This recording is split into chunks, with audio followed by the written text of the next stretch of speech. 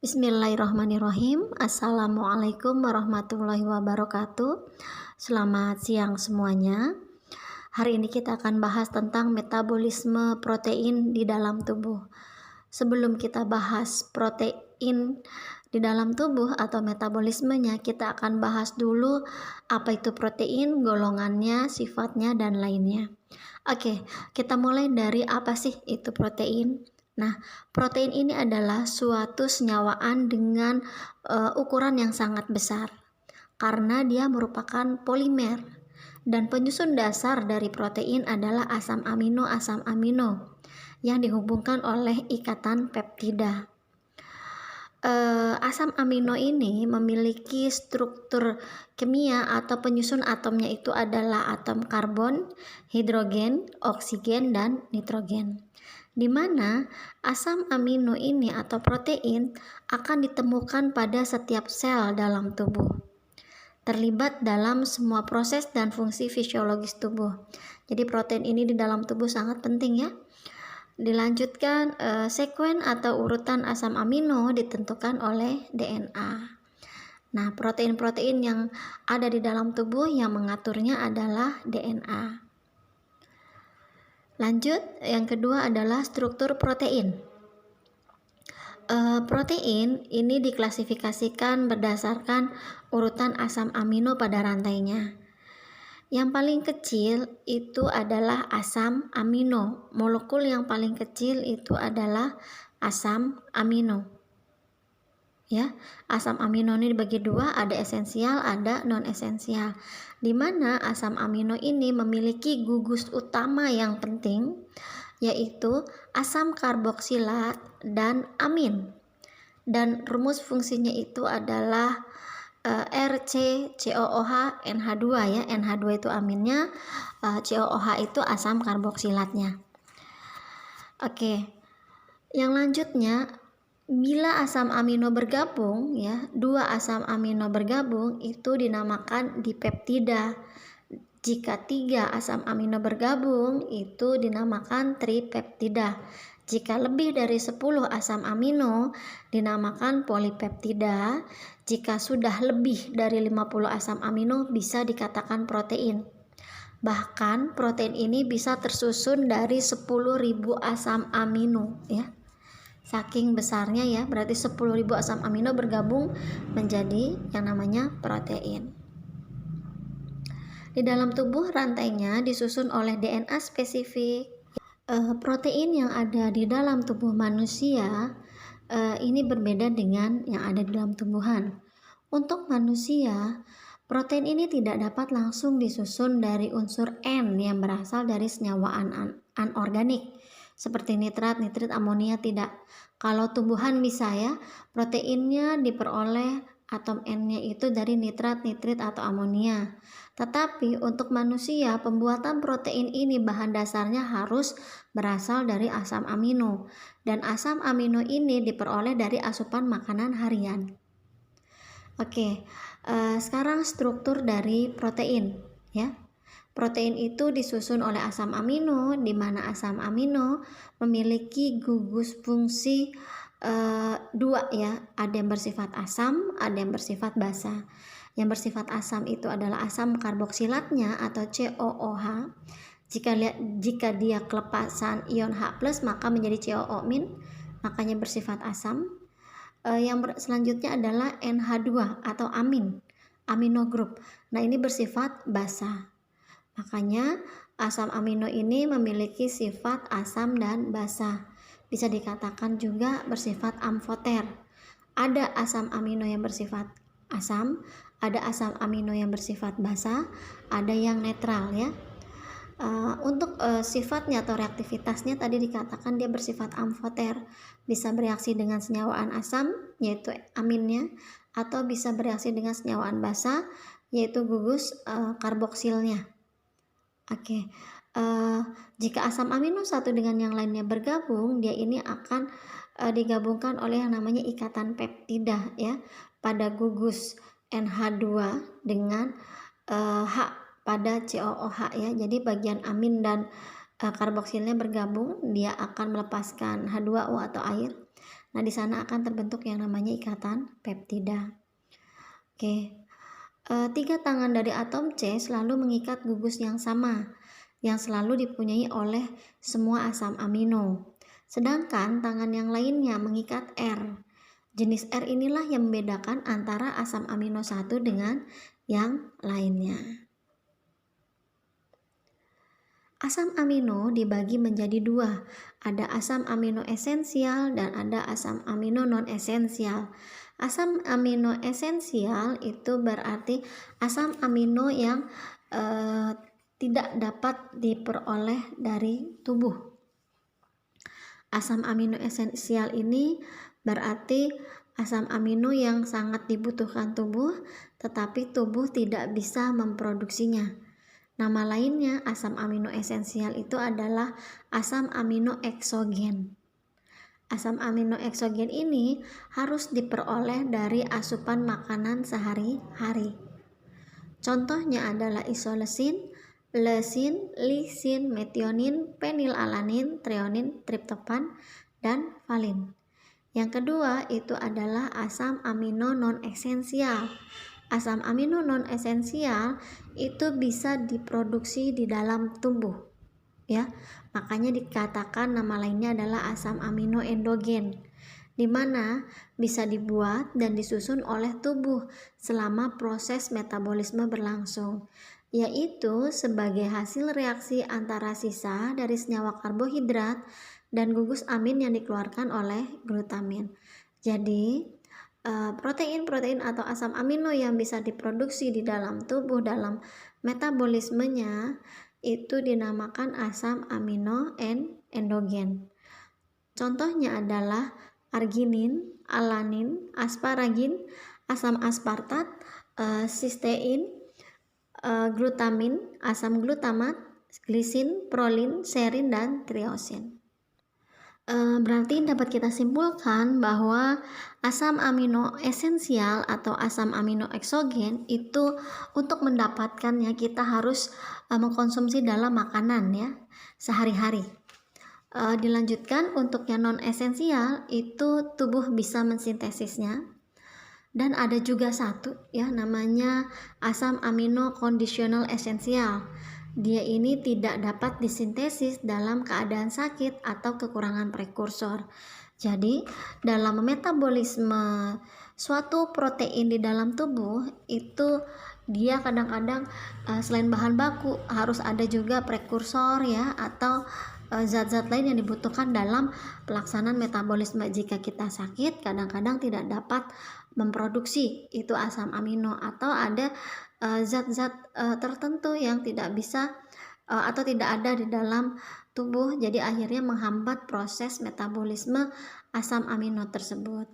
Contohnya di sini bayi prematur memiliki jumlah enzim yang terbatas untuk membentuk arginin. Nah, seperti itu, ya. Oke, ini bisa dilihat tabelnya, perbedaan antara asam esensial, asam amino esensial, dan asam amino non esensial. Selanjutnya yang kita bahas adalah struktur protein. Struktur protein ini ada 4 level. Yang pertama adalah struktur primer, yang biasanya ini gambarnya akan linear atau lurus, ya. Yang kedua adalah struktur sekunder, dia sudah mulai melekuk-lekuk seperti helix.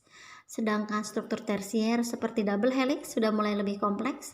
Dan yang sangat kompleks adalah struktur kuartener, yang mana nanti proteinnya ini bentuk dari asam aminonya melekuk-lekuk. Nah, lekukan-lekukannya ini tergantung dari urutan asam aminonya. Maka bisa dikatakan di sini bahwa adanya perubahan struktur atau urutan asam amino akan mengubah bentuk dan fungsi dari protein. Selanjutnya, bagaimana tubuh menggunakan protein? Tubuh tadi dikatakan dia membutuhkan yang namanya protein, ya. Nah, protein ini akan dibuat apa oleh tubuh? Nah, yang pertama dia ini berperan secara struktural dan mekanis, ya. Yang kedua, memelihara jaringan tubuh. Yang ketiga, bahan baku enzim dan hormon, di mana sebagian besar enzim dan hormon itu penyusun dasarnya adalah protein. Memelihara keseimbangan asam basa, membentuk transport nutrien seperti serum albumin, transferin, hemoglobin, itu juga penyusun dasarnya adalah protein. sebagai sistem pak dan globulin. Nah, mereka juga penyusun dasarnya adalah protein.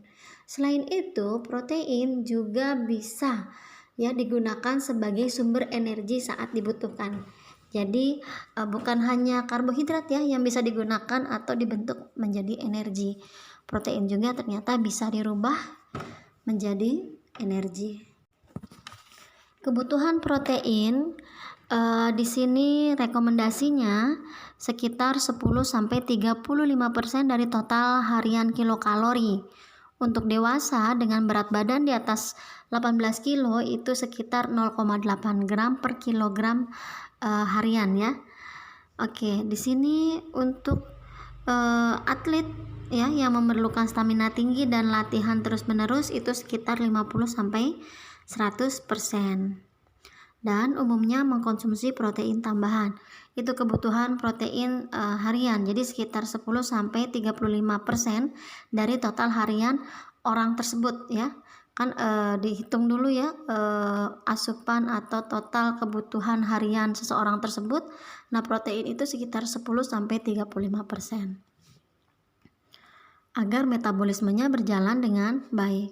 Dan kebutuhan protein ini bisa meningkat dalam kondisi wanita hamil ya, pada masa penyembuhan ketika orang sakit gitu ya, dan anak pada fase pertumbuhan. Selanjutnya kita akan melihat apa yang terjadi jika mengkonsumsi terlalu banyak protein atau terlalu sedikit mengkonsumsi protein. Yang pertama kita bahas yang terlalu banyak mengkonsumsi protein. Jika kita terlalu banyak mengkonsumsi protein, ini bisa menyebabkan resiko penyakit jantung, resiko batu ginjal, resiko kehilangan kalsium dari tulang, resiko kanker usus, dan perubahan komposisi nutrien. Jika kita terlalu sedikit mengkonsumsi protein, ini bisa menyebabkan protein akan digunakan untuk energi dibandingkan untuk fungsional. Kalau terlalu sedikit nanti malah digunakan untuk pembentukan energi jika asupan karbohidratnya sedikit juga. Terus juga nutrien penting lainnya akan terserap sedikit. Kalau proteinnya sedikit itu menurunkan absorpsi nutrien-nutrien lain. Berikutnya adalah sifat-sifat dari protein. Salah satu sifat protein yang paling mudah diketahui itu adalah denaturasi. Denaturasi itu adalah perubahan bentuk protein sehingga mempengaruhi fungsinya. Bisa disebabkan karena panas, asam, basa, garam, dan mekanis. Jadi di sini bahasa lainnya denaturasi itu adalah rusaknya struktur dari protein yang kuartener atau tersier menjadi struktur primer. Yang tadinya proteinnya terlipat-lipat menjadi protein yang linear. Nah, hal itu bisa terjadi karena pengaruh panas, asam, basa, garam, dan mekanik. Biasanya denaturasi ini bisa kita lihat ketika kita memanaskan telur ya ke dalam air panas. Dia itu akan terjadi gumpalan-gumpalan putih. Nah, gumpalan-gumpalan putih itu namanya adalah koagulasi. Salah satu bukti atau salah satu pengamatan yang mudah diamati jika protein mengalami denaturasi itu adalah terjadinya koagulasi atau gumpalan. Kenapa bisa terbentuk gumpalan? Karena gugus hidrofilik dari protein tersebut terperangkap di dalamnya dan yang hidrofobik keluar. Akhirnya gumpalan tersebut tidak larut di dalam air.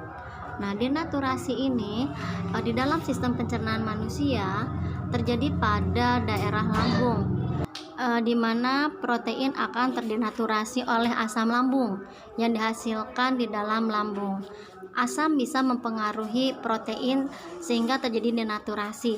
Dia hanya membuat linear tapi tidak merubah susunan asam-asam aminonya.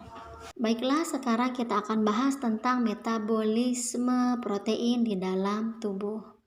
Metabolisme protein di dalam tubuh dimulai dari sistem pencernaan karena cara kita makan adalah melewati saluran pencernaan. Nah, prosesnya atau metabolisme pertama itu terjadi di dalam mulut. Nanti di dalam mulut ini akan terjadi proses pengunyahan ya, mencampurkan makanan dengan air liur dan air ludah dan dibuat menjadi bolus. Di daerah mulut tidak ada yang namanya enzim pemecah atau katabolisme protein. Berbeda dengan karbohidrat. Kalau pada metabolisme karbohidrat di daerah mulut difasilitasi yang namanya enzim petialin ya atau amilase. Kalau yang protein tidak ada enzimnya, dia hanya secara mekanik saja. Dilanjutkan setelah proses pengunyahan dan pencampuran makanan di dalam mulut, dia akan melewati esofagus dan masuk ke dalam lambung.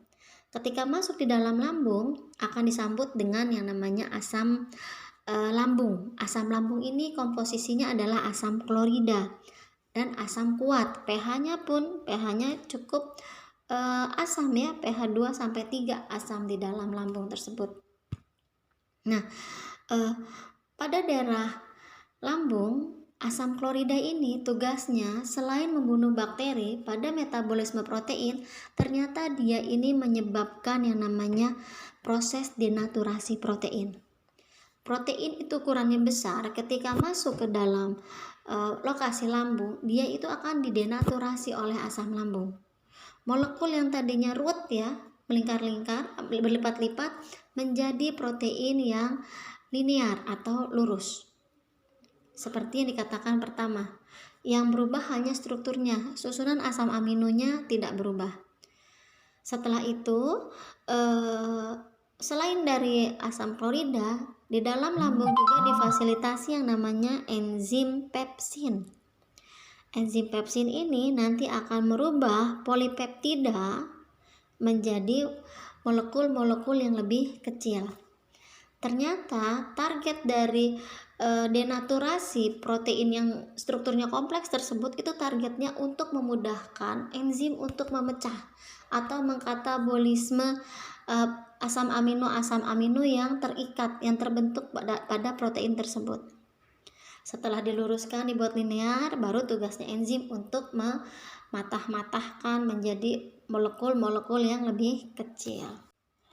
Enzim yang terlibat di dalam proses katabolisme protein di dalam lambung ini ada yang namanya enzim pepsin dan juga ada enzim renin. Kalau renin ini untuk protein pada susu ya, dia akan memecah protein-protein menjadi molekul-molekul yang lebih sederhana, bisa tripeptida, bisa dipeptida, bisa atau molekul yang lebih kecil lah daripada protein atau polipeptida ya, sekitar 10 begitu. Lalu pada proses ini ya masih panjang ya ceritanya, namun ada proses yang namanya pengosongan asam lambung. Akhirnya makanan dialihkan ke dalam usus. Di usus ini ya, di usus kecil ini masih juga diproduksi atau masih dihasilkan yang namanya enzim-enzim katabolisme untuk protein ya. Dan enzim ini dihasilkan dari pankreas. Dia melanjutkan tugasnya untuk memecah molekul-molekul polipeptida, tripeptida, dipeptida menjadi molekul yang lebih kecil, yang mana targetnya adalah asam amino. Monomer terkecilnya asam-asam amino targetnya ya. Jika sudah bentuknya asam amino, maka dia akan diserap masuk dalam peredaran darah. Jika belum, maka di dalam usus kecil ini dia ini akan mengalami proses katabolisme sedemikian rupa ya, dengan waktu tertentu sampai membentuk molekul paling sederhana yaitu asam amino. Nah, proses penyerapan asam amino ini di dalam usus akan semakin banyak.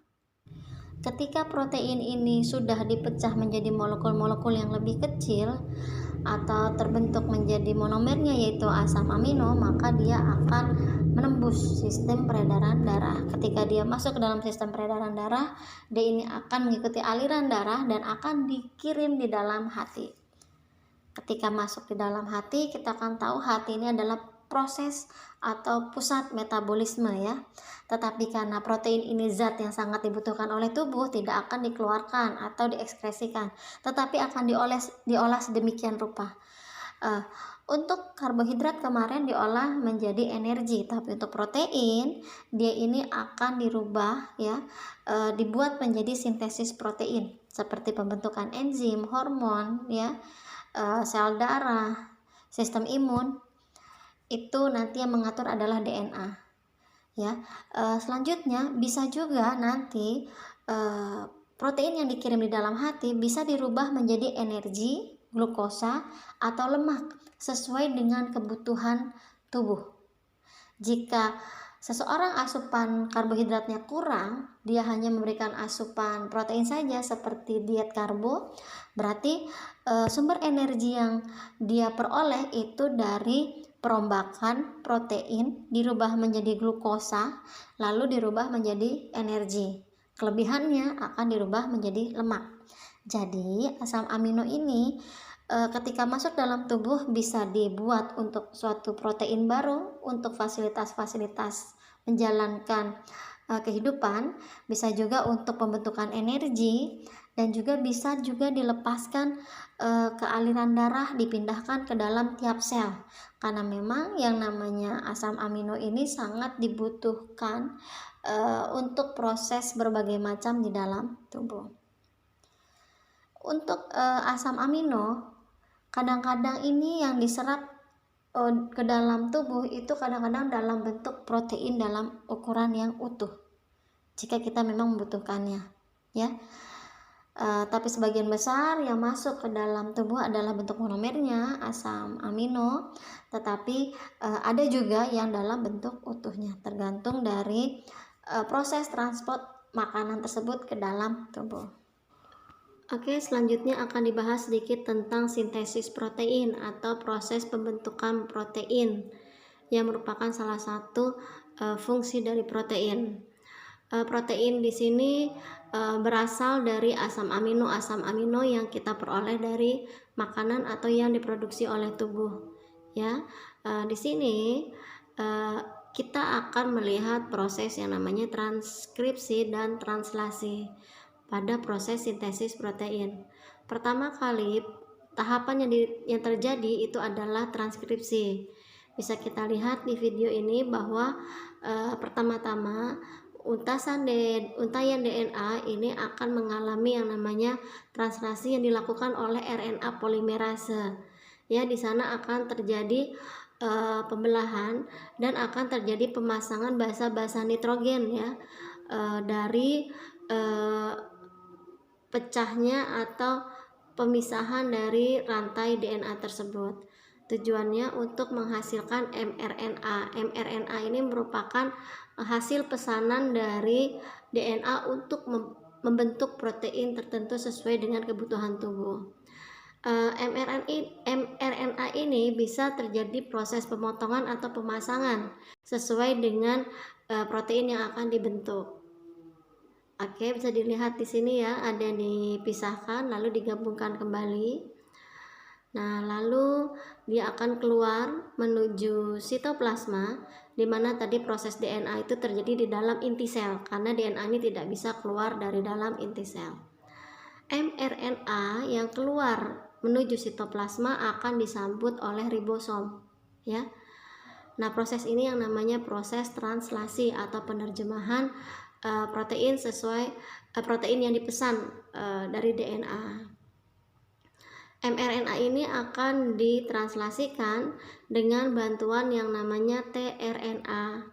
tRNA ini membawa satu jenis asam amino dengan triplet codon, di mana di tiga ini mengandung basa nitrogen yang siap dipasangkan. Nanti tRNA ini akan berikatan dengan mRNA yang memasangkan pesan-pesan yang tadi diberikan, dan targetnya ini adalah untuk menyatukan asam amino yang dipesan, sehingga asam amino ini akan bersatu menjadi satu bagian dan membentuk yang namanya polipeptida. Protein ini masih linear, lurus ya, dan siap untuk dilipat-lipat menjadi protein tertentu sesuai kebutuhan tubuh. Selanjutnya, selain dari sintesis protein dari asam amino yang masuk ke dalam tubuh, ada juga proses lain ya, seperti proses gluconeogenesis, di mana ini akan terjadi jika stok asam amino ini dalam keadaan optimal. Jadi sudah terpenuhi sintesis proteinnya, ada berlebih protein yang masuk ke dalam tubuh. Seperti yang kita ketahui, protein, karbohidrat, dan lemak ini seperti harta karun yang yang dibutuhkan tubuh sehingga tidak akan dibuang, ya. Yang sebisa mungkin kita manfaatkan, ya. Kalau karbohidrat kan maksimalnya dibuat menjadi lemak. Bagaimana dengan protein?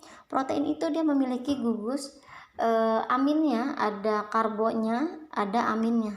Yang gugus aminnya yang mengandung nitrogen itu nanti akan dipotong. Nama prosesnya adalah deaminasi, penghilangan gugus amin. Karbonnya ini dimanfaatkan untuk proses lain, yaitu proses pembentukan energi. Untuk menjadi energi itu tidak bisa langsung protein, ya. Dia harus dirubah dulu menjadi senyawaan yang namanya glukosa. Nah, proses ini disebut gluconeogenesis, pembentukan glukosa dari protein. Nah, nanti glukosa yang terbentuk tadi, jika memang kebutuhan karbohidratnya atau pembentukan energinya kurang, protein bisa dimanfaatkan. Nanti dia akan masuk ke dalam sel, ya, dirubah menjadi asetil-CoA, masuk ke dalam siklus Krebs, sama ya prosesnya. Masuk ke dalam siklus Krebs, nanti dia akan panen di transport elektron atau fosforilasi oksidatif dan menghasilkan energi. Jika ternyata sudah dirubah menjadi glukosa, ternyata kebutuhan energinya tercukupi. Akhirnya nanti glukosa tersebut akan dirubah menjadi lemak. Ujung-ujungnya adalah dibuat menjadi lemak. Dan bagaimana nasib amin yang tadi dipotong tadi? Amin tadi akan dibuang melalui urin, ya. Dirubah menjadi amoniak, ya, dan akan diekskresikan ke dalam urin. Nah, ini proses secara garis besarnya, ya. Ada yang namanya proses protein turnover, ya, di sini proses pembuatan protein. Terus juga ada juga proses gluconeogenesis, berarti nanti proteinnya dirubah menjadi glukosa. Glukosanya ini bisa dijadikan energi, ya, bisa juga dibuat menjadi sel lemak. Ini proses keseluruhan asam amino di dalam tubuh. Jadi tidak ada yang terbuang untuk rantai karbon, ya. Untuk yang dibuang hanya aminnya saja. Dan dari sini untuk 1 gram karbohidrat itu mengandung 4 kalori, sama halnya dengan protein. Jadi protein yang nanti akan dirubah menjadi energi, 1 gramnya ini sebanding dengan 4 kalori, ya, sama dengan karbohidrat. Jadi kita simpulkan lagi deh. Pertama, metabolisme protein dimulai dari saluran pencernaan, di mana nanti di mulut akan terjadi proses mekanisme, ya, pembentukan bolus atau suatu zuz makanan yang dicampur dengan air liur yang nanti masuk dalam esofagus, dan di sana akan dimasukkan ke dalam lambung. Nanti di lambung asam klorida ini akan mendenaturasi protein.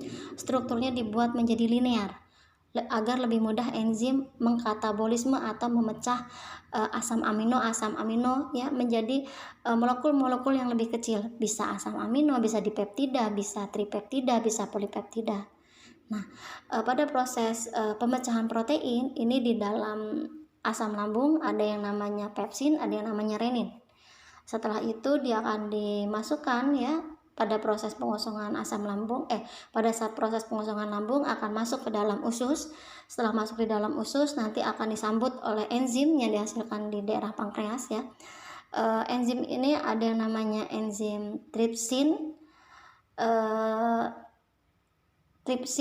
dan enzim-enzim lain yang dia ini akan memecah protein menjadi molekul-molekul yang lebih sederhana, yang mana targetnya adalah asam amino, molekul terkecilnya.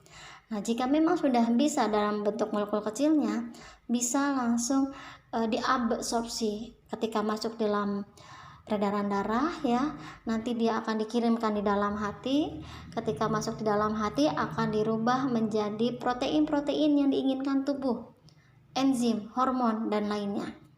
Selain itu, jika berlebih bisa dirubah menjadi glukosa dengan cara dipecah aminnya tidak terpakai, dikeluarkan lewat urin, ya, menjadi amoniak, sedangkan karbonnya ini akan dirubah menjadi glukosa. Setelah menjadi glukosa, dilihat jika kebutuhan energinya kurang, diproduksi menjadi energi. Jika energinya terpenuhi, disimpan menjadi lemak. tidak ada yang terbuang ya, karena memang nanti suatu saat bisa dibutuhkan atau digunakan untuk keperluan tubuh. Nah, pada proses pembentukan sintesis protein itu akan mengalami proses yang namanya pertama transkripsi dulu, dibuat dulu kode-kodenya protein apa yang akan dibentuk, lalu nanti dia akan dibaca oleh ribosom ya. Setelah dibaca pesannya tersebut, nanti akan dibentuk protein-protein yang sesuai yang diharapkan. Itu yang dinamakan proses translasi, dan semuanya itu merupakan sintesis dari protein, sehingga menjadi suatu protein yang digunakan untuk memenuhi metabolisme di dalam tubuh. Tadi sudah dijelaskan. Setelah itu yang kedua adalah pembentukan energi jika diperlukan. Untuk pembentukan energi, nanti protein ini akan dirubah dulu menjadi glukosa. Setelah menjadi glukosa akan dirubah menjadi asetil-CoA. Setelah menjadi asetil-CoA, dia akan masuk ke dalam siklus Krebs ya. Lalu dilanjut oleh proses fosforilasi oksidatif, mirip seperti metabolisme karbohidrat.